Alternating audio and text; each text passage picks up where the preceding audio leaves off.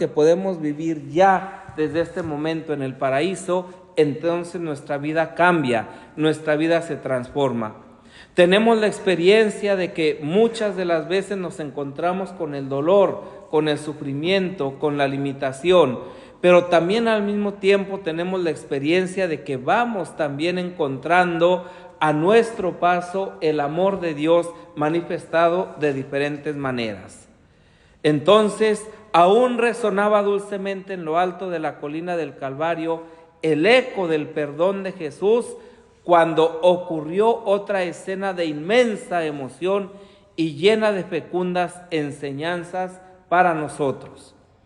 Dice el Evangelio que a la derecha y a la izquierda de Jesús fueron crucificados dos ladrones.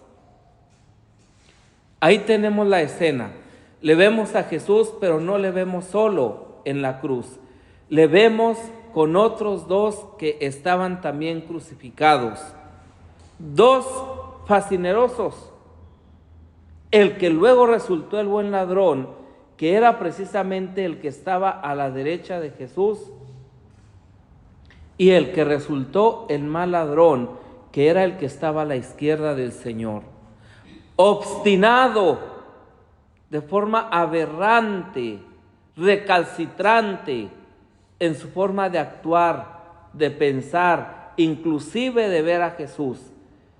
Él es una imagen, que estaba a la izquierda de Jesús, es una imagen clarísima de cómo también nosotros podemos actuar en un momento límite de nuestra vida, pero que también estos momentos pueden manifestar lo más grande de nuestra soberbia.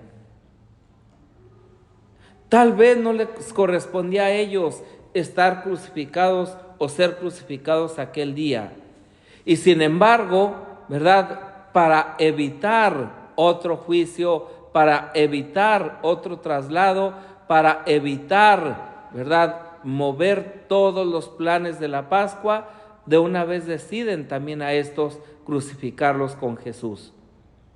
Estaban condenados a muerte, pero seguramente hubieran sido ajusticiados después de los días solemnes de la Pascua. Pero ¿acaso para dar más brillantez al espectáculo de la crucifixión de Jesús, fueron crucificados con él? Uno a su derecha y otro a su izquierda. ¿Acaso para desviar la atención de aquel reo que estaban crucificando y que era inocente? ¿Acaso para poner de manifiesto que la justicia del mundo es así? Que puede condenar tranquilamente a culpables y a inocentes. ¿Acaso porque quieren manifestar que lo único que es necesario es tener poder para estar por encima de quien sea? Al principio, quizás los dos ladrones comenzaron a blasfemar. Así lo insinúan San Mateo y San Marcos. San Lucas parece dar a entender que solamente uno de ellos comenzó a blasfemar contra el Señor. Sea de ello lo que fuere, al menos el ladrón que tenía a la izquierda comenzó a increpar a Jesús, repitiendo lo que estaba oyendo a los escribas y fariseos. Qué poco auténtico, qué poco original. Parecía que consumarse a aquellos que los estaban ajusticiando, eso lo iba a salvar. Pareciera que convertirse en cómplice de aquella muchedumbre que estaba crucificando, que estaba condenando, que estaba matando a la vida, ya con eso él iba a ser salvado.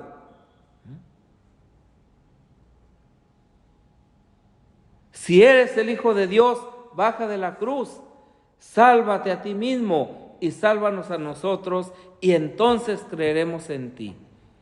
Fíjense, son las mismas palabras que escuchábamos antes, pero en boca de la multitud.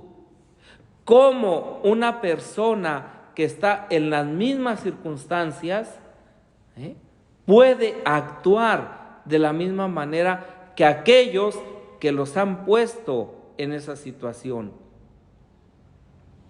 Jesús escucha en silencio esas blasfemias.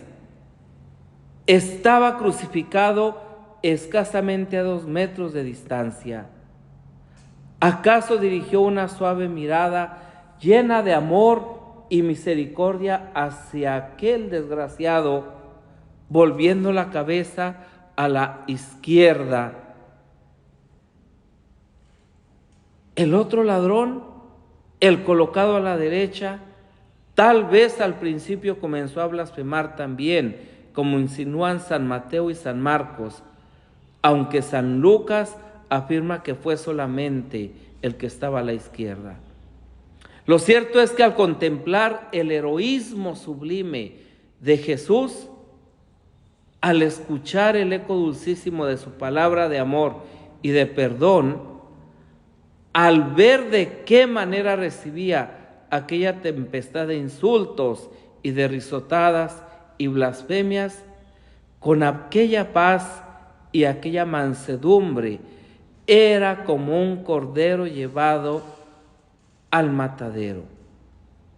Aquella humildad tan profunda que lo caracterizó siempre y que nunca hizo de él que una pizca de soberbia asomara, ni en sus palabras, ni en sus acciones, ni en su comportamiento. Y sobre todo, bajo el influjo de la gracia de Dios que se iba insinuando poco a poco en su corazón para irlo reblandeciendo, y en su inteligencia para iluminarla. Se verificó así en el buen ladrón una profunda transformación desde estas actitudes de Jesús. Hubo un cambio. Si nosotros queremos llamarle, hubo una conversión, una metanoia, un cambio de mentalidad, porque la conversión empieza por ahí, por el cambio de mentalidad, por el cambio de los conceptos, por el cambio de la razón, no por el cambio del corazón. ¿Cuántas de las veces nosotros, una y otra vez, obstinadamente nos damos cuenta que no cambiamos? ¿Por qué? Porque no permitimos que nuestra forma de pensar se transforme. Y la metanoia, la conversión, comienza por el cambio de mentalidad. Una vez que yo he cambiado los conceptos en mi razón, una vez que yo he cambiado, ¿sí?, los esquemas mentales, entonces de ahí pasan al corazón. Y entonces es cuando viene la transformación. Entonces, tras estas actitudes de Jesús, se verificó en el buen ladrón una profunda transformación, inclusive psicológica.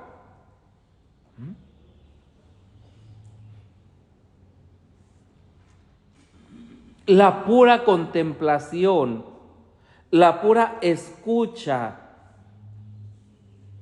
la pura visión de Jesús es capaz de transformarme si yo lo permito. Y de pronto, en medio de aquella espantosa tortura, devorado ya por la fiebre, haciendo un esfuerzo para volverse hacia su compañero y encontrándose con la mirada de Jesucristo en el centro, atravesó la cruz del Señor para poner sus ojos en su compañero y le dijo: ¿ni siquiera a la hora de la muerte temes a Dios?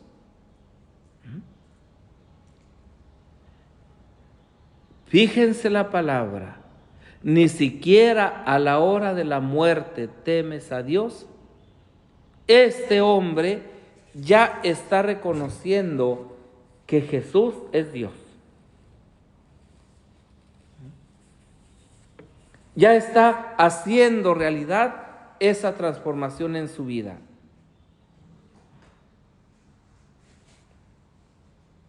Este cambio de mentalidad, esta conversión, esta transformación psicológica le hace apropiarse de un papel único.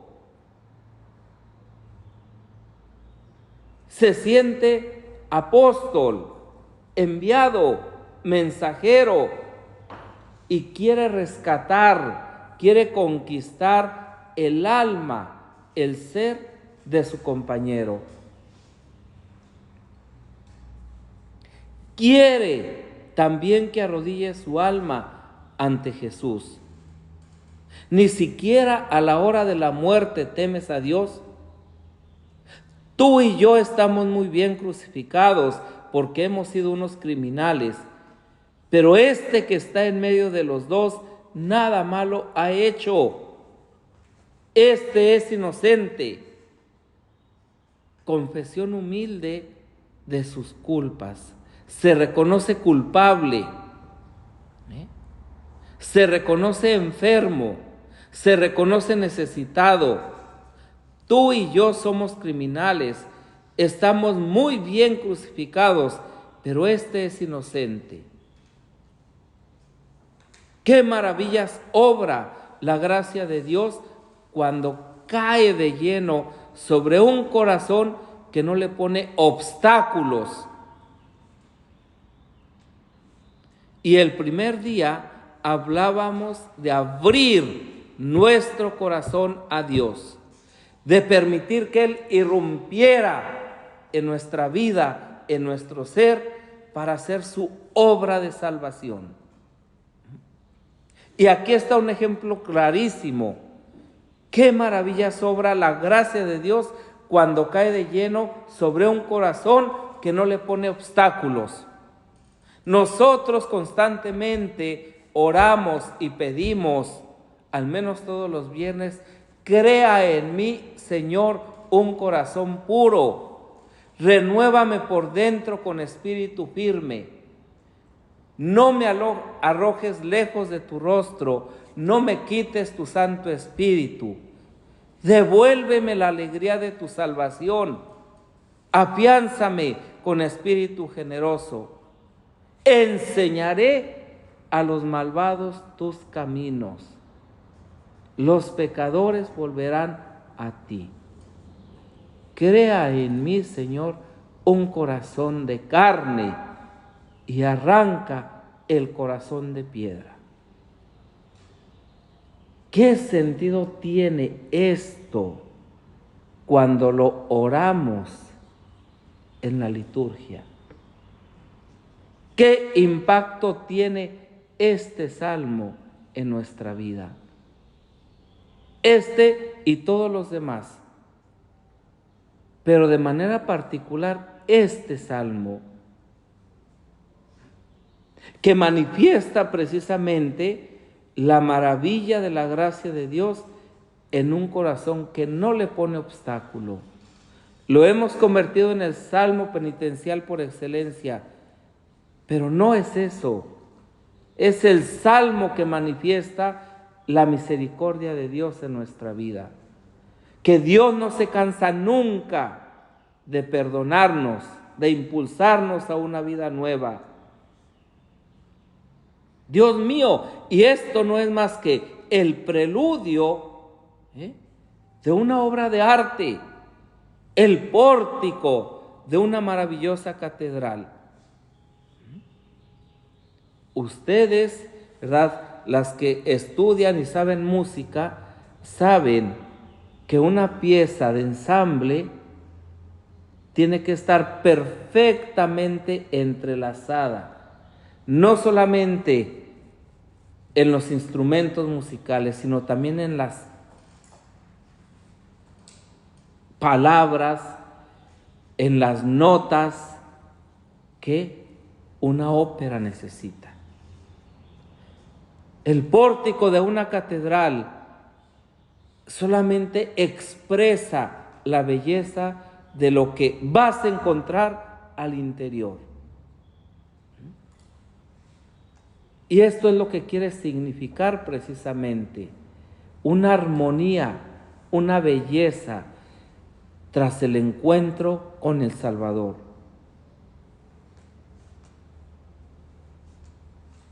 El buen ladrón acaba de hablar con su compañero. Ha querido enternecerle, ha querido comunicarle sus propios pensamientos.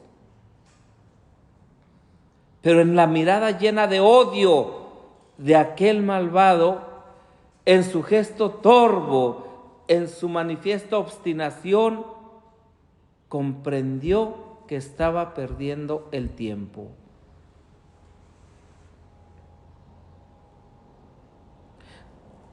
¿Cuál es nuestra actitud cuando una hermana nos llama la atención? ¿Cuál es nuestra actitud cuando una hermana nos corrige? ¿Cuál es nuestra actitud cuando una hermana nos habla de Dios? Y lo primero que decimos, ¿y ahora a esta de dónde le nació tanta piedad? Si ayer nos trataba con la punta del pie, ¿y ahora a esta de dónde le nació tanta bondad? ¿Y ahora de dónde le nació tanto respeto? Y no creemos en la conversión. No creemos en que Dios obra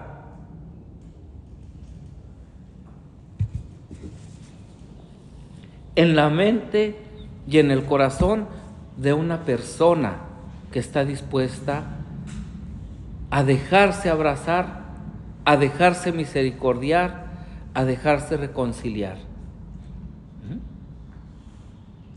Y podemos tener una santa delante de nosotros y siempre estaremos viendo, ¿sí?, a la que etiquetamos como mala.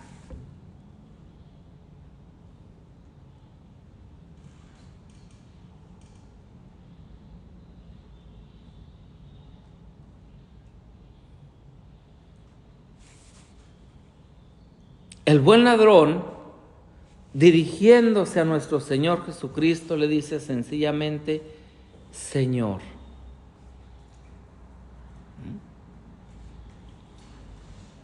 Pobrecito ladrón, estás delirando, no sabes lo que dices.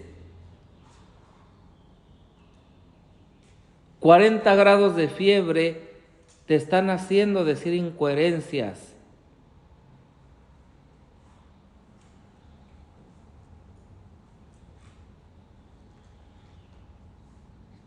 Señor, un ajusticiado desnudo, abandonado de todos, colgado de una cruz y escarnecido de la plebe y de los jefes, varón de dolores, un hombre acostumbrado al sufrimiento, que no tiene belleza ni hermosura, ¿y tú le llamas Señor? No sabes lo que dices. Pero el ladrón continúa impertérrito. Señor, acuérdate de mí.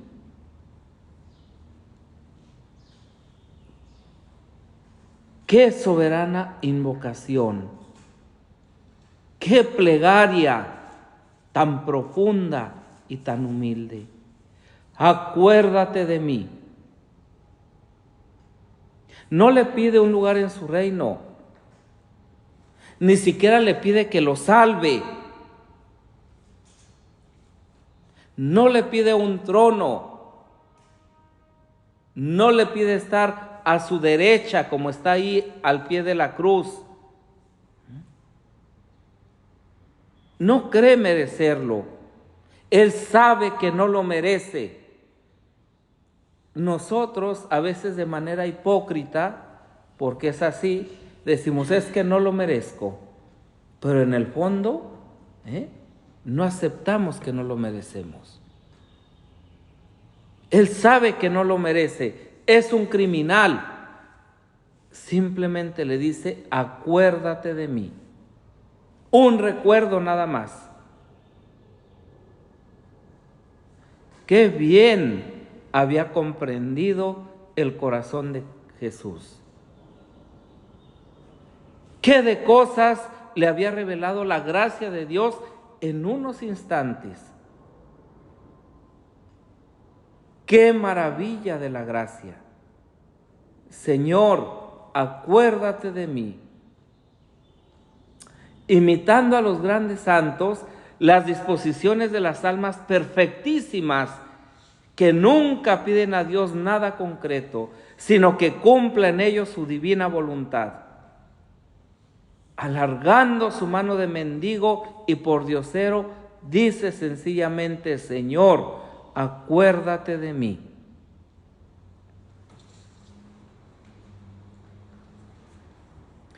Cuando Lázaro, el amigo íntimo de Jesucristo, estaba gravemente enfermo y sus hermanas envían un recado al divino maestro ausente y le dicen, Señor, el que amas está enfermo. No le dicen que vaya a curarlo. No le dicen que vaya a hacer el milagro. Simplemente le dan la noticia con una confianza inmensa. El que amas está enfermo. Conocían a fondo el corazón del divino maestro. Si él se entera que nuestro hermano está enfermo, él lo curará. Con qué sencillez y confianza se lo dicen. El que amas está enfermo, nada más.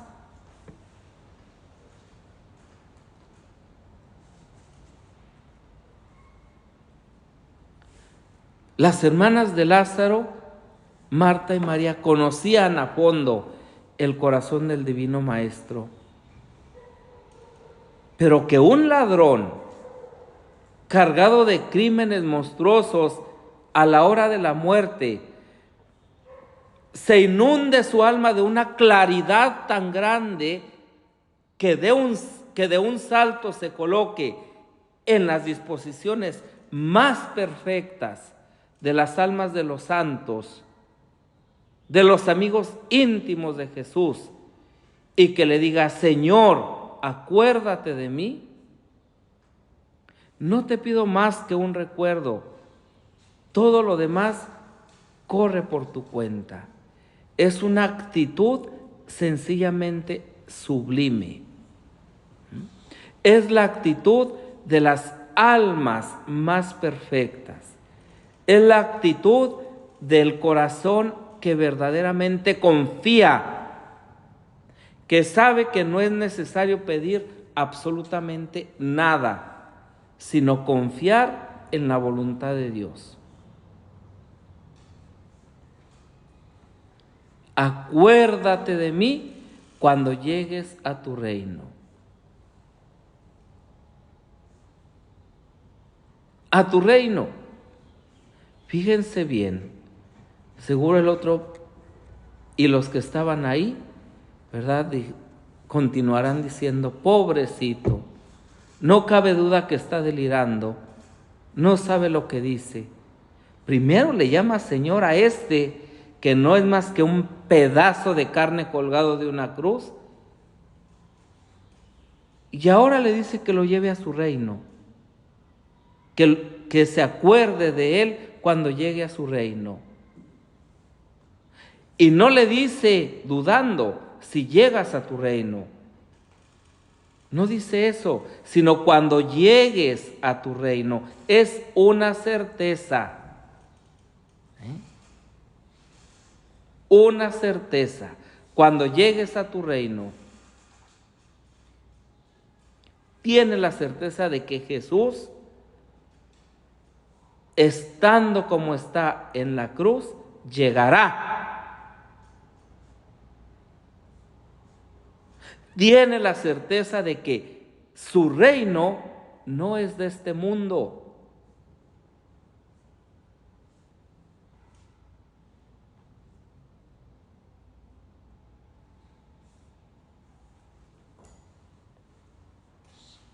sabe muy bien que su reino no es de este mundo. ¿Quién se lo ha dicho? ¿Quién se lo ha revelado?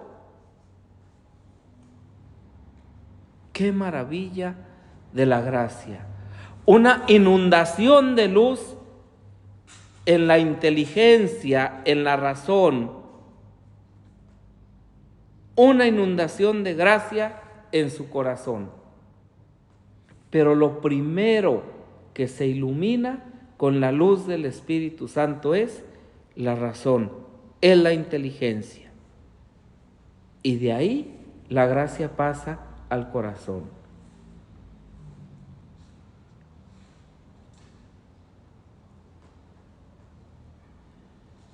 Ahí está solo la disposición de las almas perfectas. No cuestiona, no pregunta, no interroga, solamente accede a una certeza. Señor, acuérdate de mí cuando llegues a tu reino.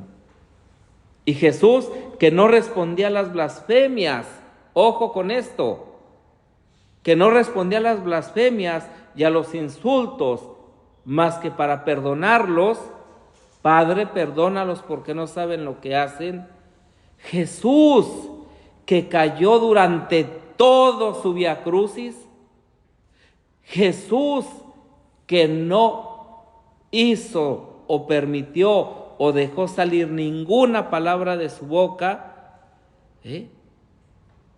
Jesús, que cayó cuando el mal ladrón lo estaba insultando. Jesús, desde lo alto de la cruz, ahora contesta en el acto al buen ladrón y le contesta divinamente, como solo Dios lo podía hacer. Le pide un recuerdo y le dice: hoy estarás conmigo en el paraíso. Fíjense para qué abre Jesús la boca. Primera, Padre, perdónalos porque no saben lo que hacen. Y segunda, incluyendo a este y a todos. Como no saben lo que hacen, hoy estarán conmigo en el paraíso. Hoy. No mañana, ni pasado, ni cuando te mueras, ni en el futuro. Hoy. Hoy mismo, este mismo instante, antes de que el sol se ponga. Hermanas, estas palabras, según San Agustín, constituían un verdadero juramento, una promesa. La palabra de Jesús se tenía que cumplir. El cielo y la tierra pasarán, pero mis palabras no pasarán. Mateo 24:35. Hoy,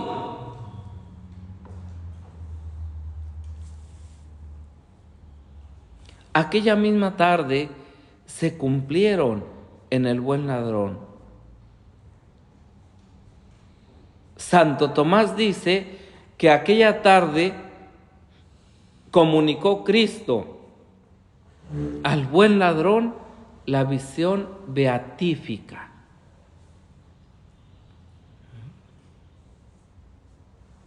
Es decir, entrar directamente al paraíso.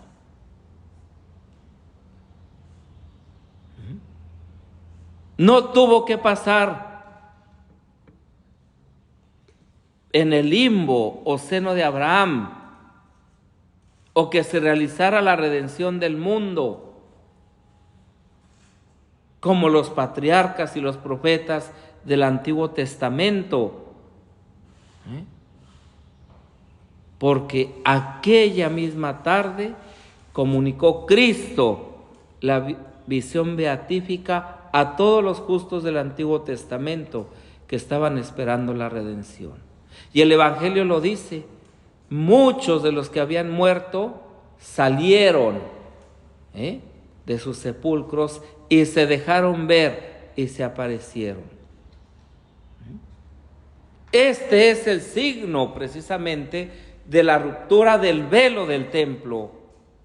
No hay nada que impida la entrada. Ahora Cristo Jesús ha abierto las puertas de par en par, como están abiertas las puertas de la catedral, para entrar a lo más profundo de Dios. Hoy mismo estarás conmigo en el paraíso. Y una vida de crímenes, una vida de excesos, una vida de pecados, desembocó en el cielo. Su humildad, su veracidad, su transparencia, su fervor, su arrepentimiento, su fe en Jesús, los tormentos de la crucifixión equivalieron a las pruebas purificadoras, y aquella misma tarde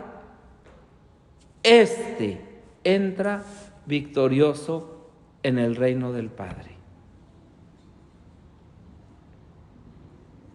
Hermanas, ¿quién podrá explicar el amor y la misericordia de Jesús, del Redentor de la humanidad? ¿Quién podrá entender esta actitud? ¿Y cómo nosotros nos atrevemos a dudar? ¿Cómo nos atrevemos a cuestionar cuando la palabra de Dios, cuando el Evangelio nos manifiesta lo más puro, lo más sublime, lo más santo, lo más divino de Jesús? Basta decir perdón para que en el acto se cierren las puertas del infierno y se nos abran de par en par las puertas de la gloria.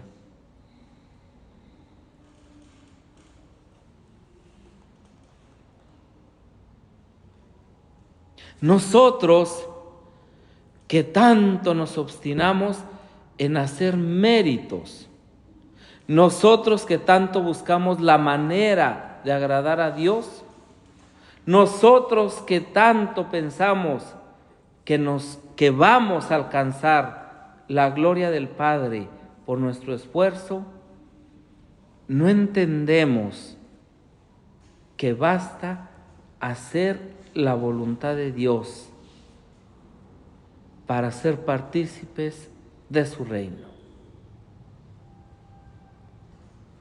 Qué maravillosa la segunda palabra de Jesús en la cruz. Qué libro de meditación, qué de cosas nos dice. 3 cruces en lo alto del Calvario.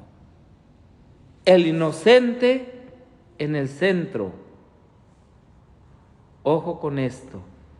El penitente a la derecha y el obstinado a la izquierda. 3 cruces. Reflejo, símbolo de toda la humanidad caída, de todos los hombres y mujeres sin excepción. Todos tenemos que sufrir, todos tenemos que llevar una cruz, por las buenas o por las malas, porque todos somos pecadores, y el dolor, la cruz, es el castigo del pecado.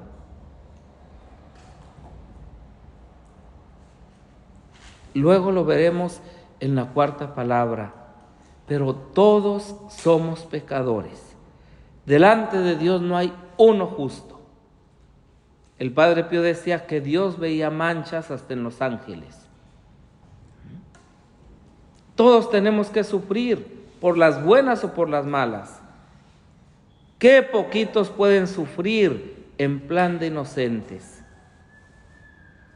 Qué poquitos pueden sufrir desde la voluntad de Dios. Qué poquitos pueden sufrir para morir a sí mismos.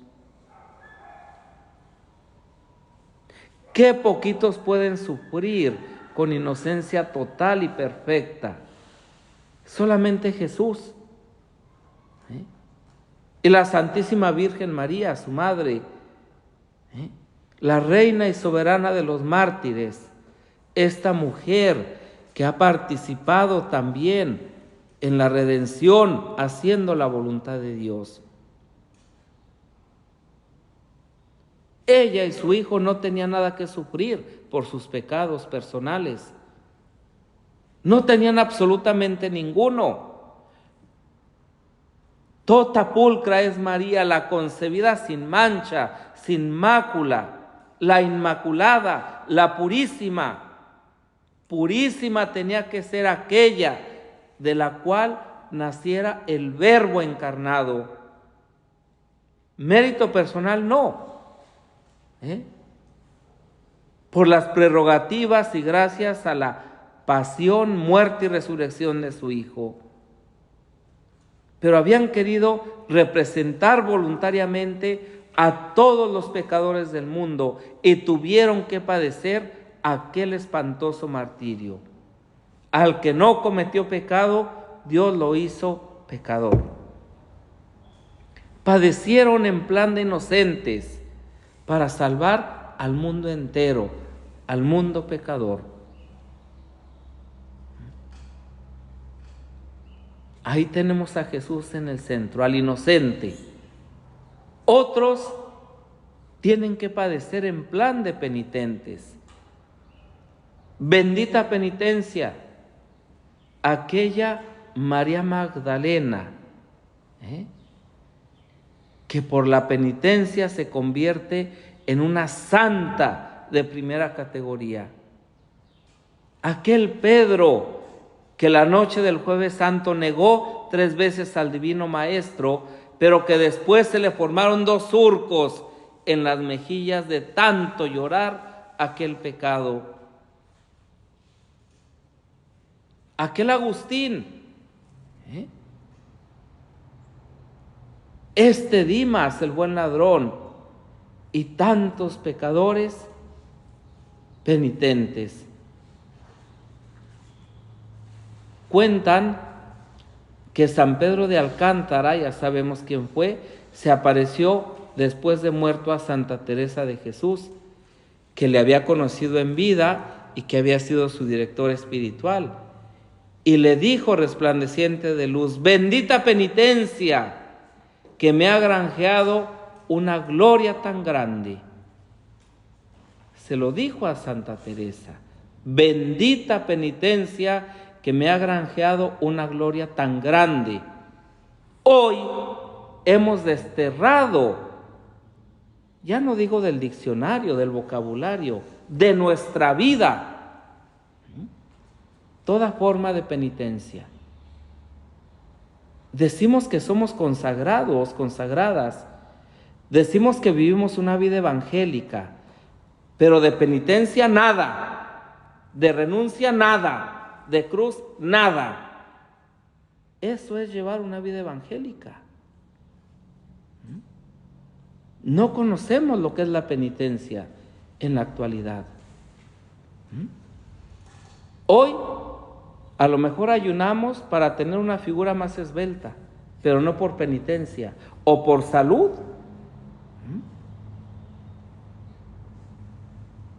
¿Dónde quedaron los hombres y mujeres penitentes? Por amor a Jesús, por amor al reino.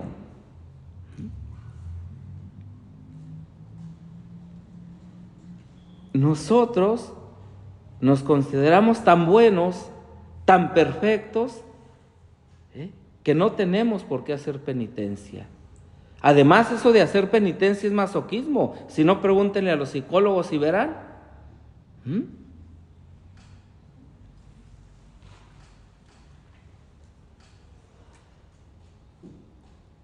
¿Y dónde queda nuestra vida cristiana? Sujeta a lo que dicen los psicólogos en la actualidad, y no tengo nada contra ellos, y son maravillosos. Locos, pero maravillosos. Pues están más locos que yo. Pero hay también la cruz de los obstinados. Está la cruz de los inocentes, está la cruz de los penitentes y está la cruz de los obstinados. Tienen que sufrir también, es inevitable, pero sufren en medio del paroxismo de su rabia y desesperación. Sufrirán mal porque son pecadores y más pecadores que nadie. Y ya que pecan con protervia y obstinación, tendrán que llevar la cruz de todos modos. Con rabia, con desesperación, con blasfemias e injurias contra el cielo. Fíjense cómo está la sociedad hoy. Fíjense cómo están todas estas cuestiones de género, todas estas cuestiones a favor del aborto, todo esto en contra de la iglesia. Este es un signo de los obstinados. Ojo, que no son peores que nosotros, no estoy diciendo eso. Tendrán que llevar la cruz con rabia y desesperación, con blasfemias e injurias contra el cielo. Lo que quieran, pero tendrán que llevar la cruz en este mundo y tendrán que descender después a donde ellos elijan, o al infierno o convertirse y arrancar el reino de los cielos como el buen ladrón. Qué terrible panorama. Otra palabra salió que ya ni la tocamos, el infierno. Pareciera que con no nombrarla ya el infierno desapareciera. Pues no, no ha desaparecido. Y nosotros no somos más que Jesús y no somos más que Dios. Y si no, vayamos a ver el capítulo 25 de Mateo.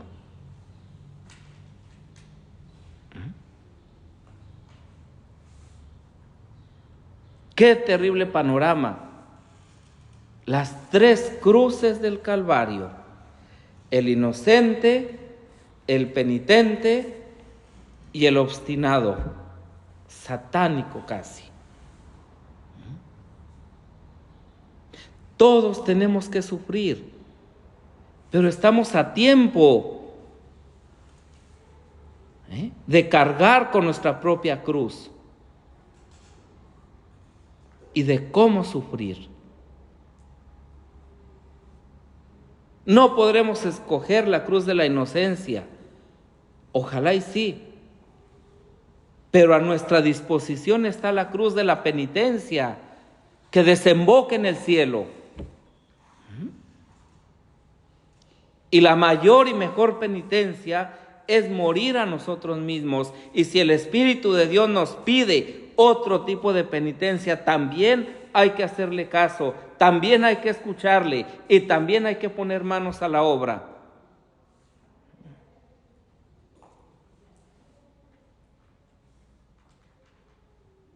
Pero quiero detenerme en otro aspecto que desde el punto de vista teológico es más impresionante y que acabamos de destacar. Porque en esta segunda palabra de Jesús en la cruz se nos aclara el tremendo misterio de la eternidad. Es dogma de fe católico. Dios quiere que todos los hombres se salven y lleguen al conocimiento de la verdad. Y lo quiere con esa seriedad que hay en la cara de Cristo crucificado. No de el Cristo payaso que a veces dibujamos. Dios quiere que todos los hombres se salven y lo quiere. Vuelvo a repetir, con esa seriedad que hay en la cara de Cristo crucificado. Pero ha puesto en nuestras manos nuestra libertad. Y este es el punto. Dios quiere que todos los hombres se salven, pero Él no va a coartar nuestra libertad. Él no nos va a forzar a la salvación.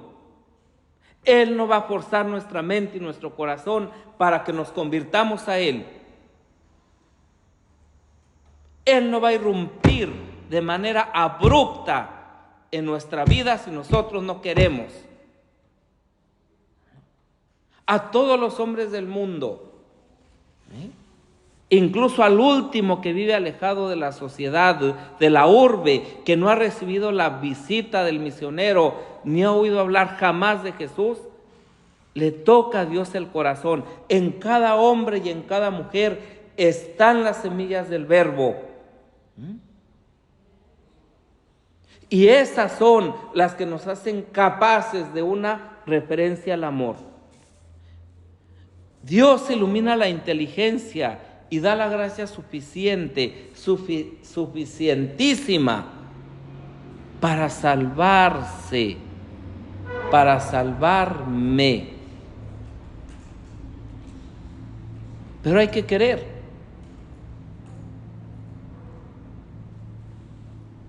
Dios ha puesto en tus propias manos tu libertad. Dios ha puesto en tus propias manos tu salvación o tu condenación. Y tiene un respeto terrible, verdaderamente imponente a nuestra propia libertad. Respeta tu libertad. No quiere tu salvación a empujones. No te va a estar empujando a la fuerza para que entres al reino. No.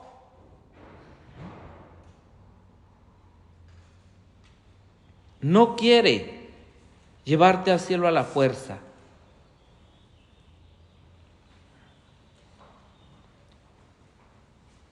Está dispuesto a recibirte con todos los brazos abiertos, tan abiertos que los tiene clavados en la cruz para recibir y acoger a todos.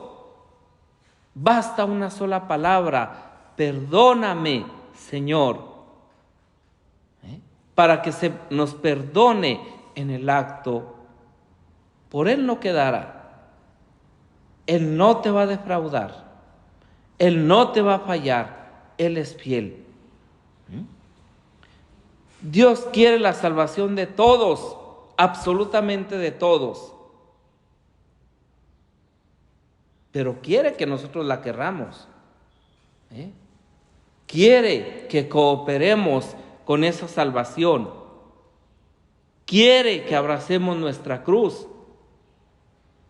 Y si no pronunciamos esa palabra de arrepentimiento, rechazando con verdadero dolor de corazón nuestros propios pecados, simple y sencillamente nos estamos perdiendo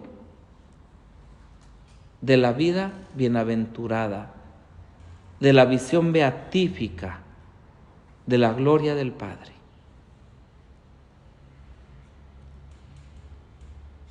Cristo lo sentirá mucho. Y será el primero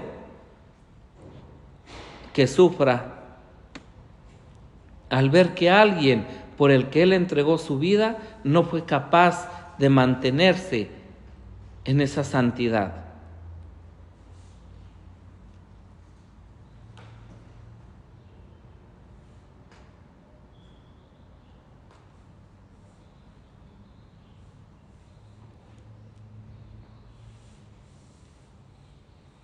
Estando siempre atento a ti, mirándote, amándote, suplicándote ese cambio de vida, no para Él, sino para ti. Y nosotros, protervos, obstinados con el pecado.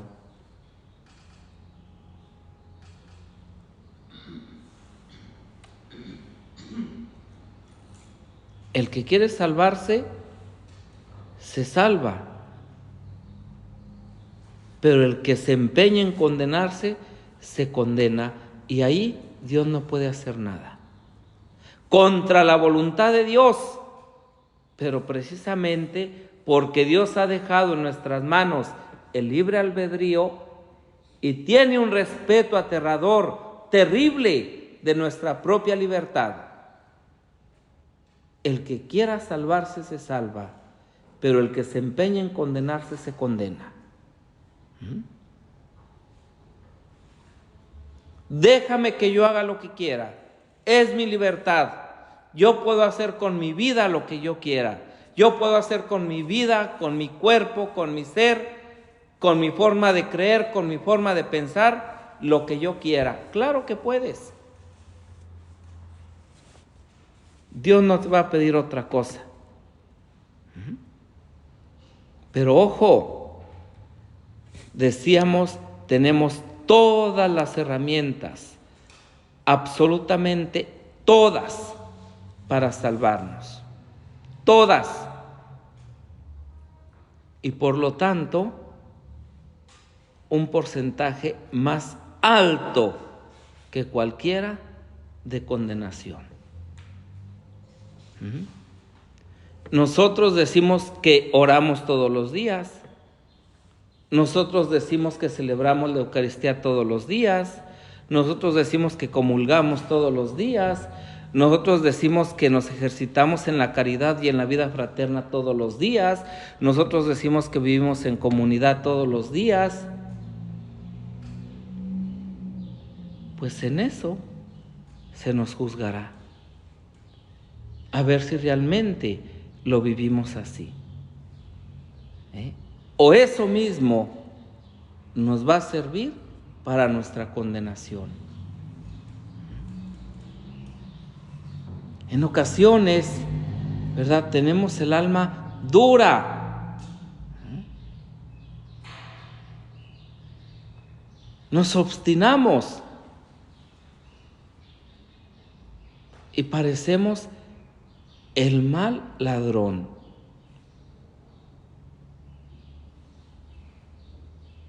¿Cuántas de las veces no nos sucede como a gestas? Nos revolvemos en medio de nuestra rabia y de nuestra desesperación contra ese Dios que lo único que hace es amarme.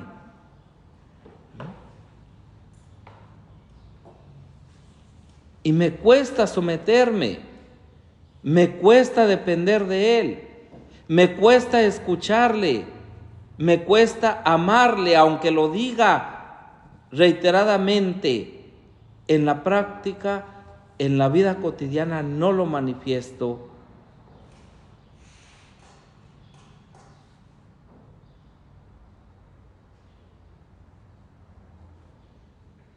Aquel había oído el perdón de Jesús.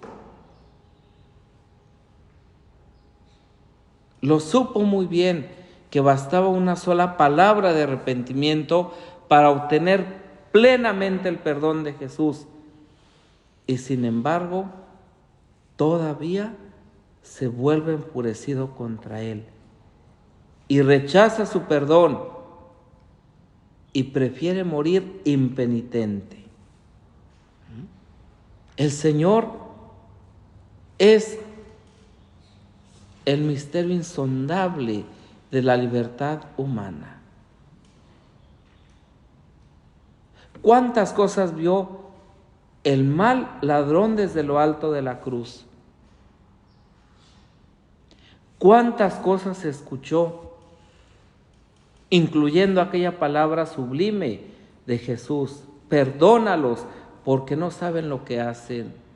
Vio de qué manera perdonaba a su compañero toda una vida de lo que haya sido.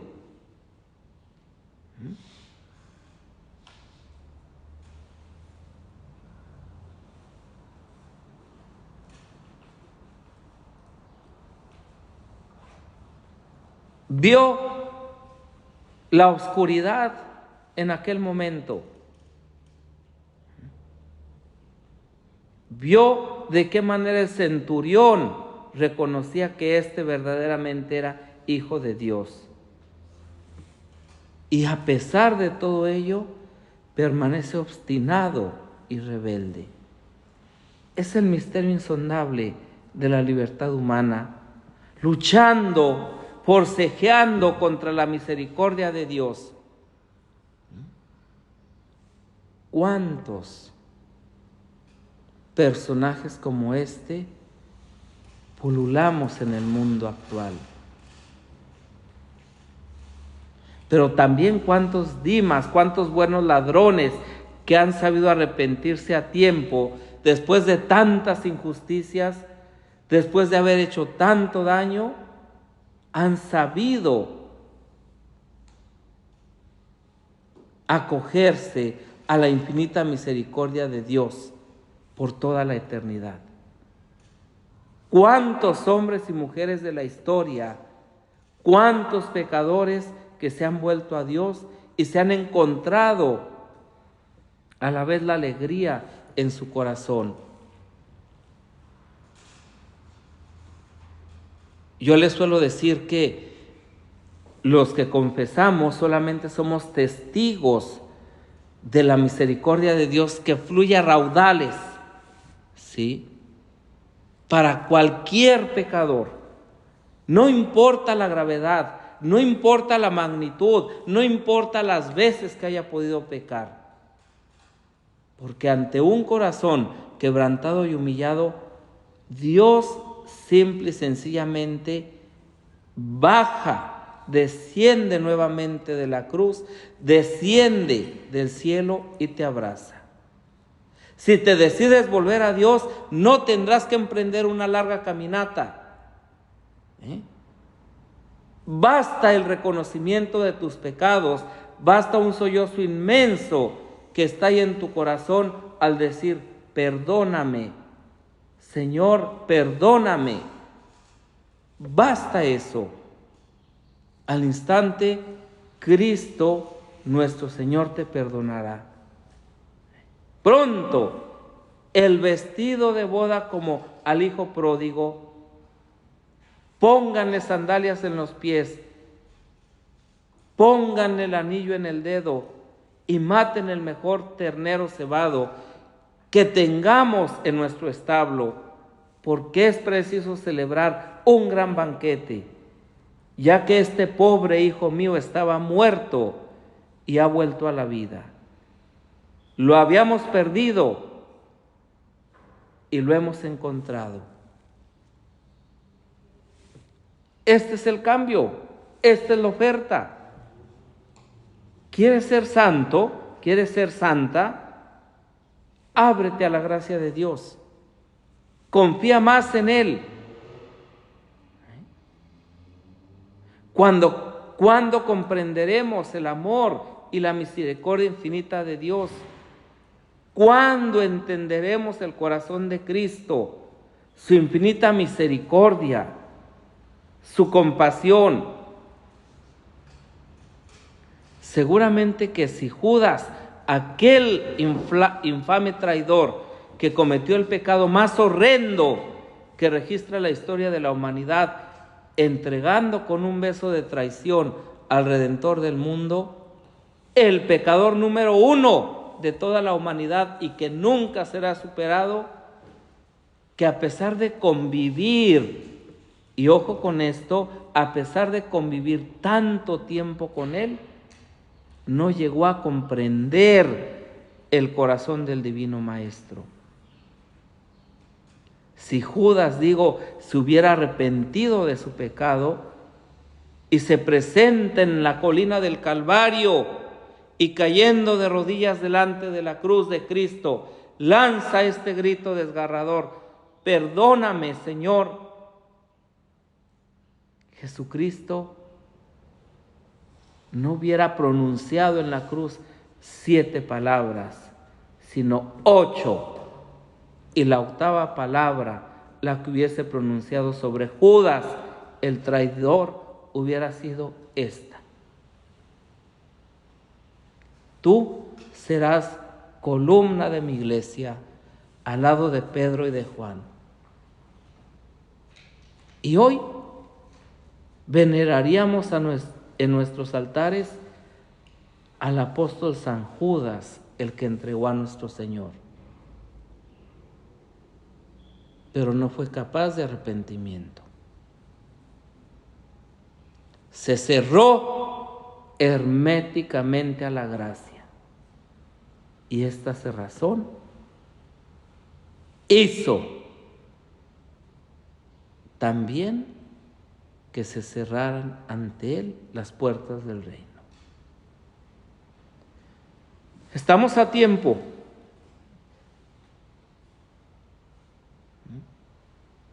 Tal vez nosotros no tengamos grandes pecados de a qué arrepentirnos. Tal vez nosotros no hayamos matado a nadie, aunque Jesús dice que aquel que piensa en su corazón es como si ya hubiera realizado aquel pecado. Tal vez no tengamos la conciencia cargada de todos los crímenes imaginables. Pero si le decimos de verdad a Jesús: Señor, perdóname, Él te responderá: hoy mismo